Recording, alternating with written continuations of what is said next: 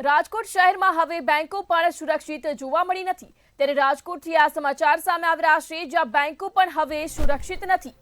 રાજકોટ શહેરમાં બેંકો પણ હવે સુરક્ષિત નથી। ત્યારે ઇન્ડિયન બેંકમાંથી અંદાજે 1 કરોડના સોનાની ચોરી કરવામાં આવી। ત્યારે ગોંડલ રોડ નજીક આવેલ ઇન્ડિયન બેંકમાં આ ઘટના બની। ત્યારે બેંકના સ્ટ્રોંગ રૂમમાંથી અંદાજે 1 કરોડનું સોનું ગાયબ થયું। જ્યારે ઇન્ડિયન બેંકમાં ગોલ્ડ લોન પેટે મૂકેલું સોનું ગાયબ થયું હતું। તો વધુ વિગતો સાથે સંવાદદાતા ધ્રુવ કુંડેલ ફોન લાઈન પર જોડાઈ ગયા છે। જી ધ્રુવ, સમાચાર રાજકોટથી, જ્યાં બેંકમાં ચોરી કરવામાં આવી, શું છે વધુ વિગત? કઈના રાજકોટમાં હવે શું બેંક પણ સુરક્ષિત નથી, આવા સવાલો ક્યાંક હવે લોકો પૂછી રહ્યા છે। રાજકોટની ઇન્ડિયન બેંકમાંથી અંદાજિત 1 કરોડ રૂપિયાની સોનાની બેદી ચોરી છે તે થઈ છે।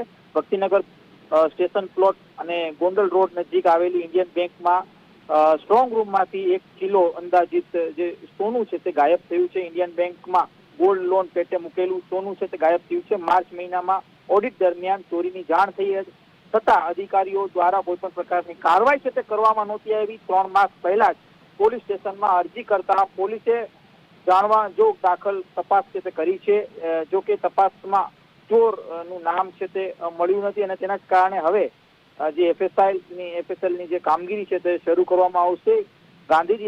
ગાંધીનગર એફએસએલ ખાતે બેંકના 7 જેટલા જે કર્મચારીઓ છે તે એફએસએલ ટેસ્ટ છે તે કરાવશે। ચોક્કસથી હવે આ મોટો સવાલ ક્યાંક ઉભો થઈ રહ્યો છે કે આજે ઇન્ડિયન બેંકમાંથી ગોલ્ડ ગયું તો ક્યાં ગયું? શું અધિકારીઓના મિલીભગતથી સોનાની ચોરી થઈ છે? આ સવાલ ક્યાંક લોકો પૂછી રહ્યા છે। માહિતી બદલ આપનો આભાર।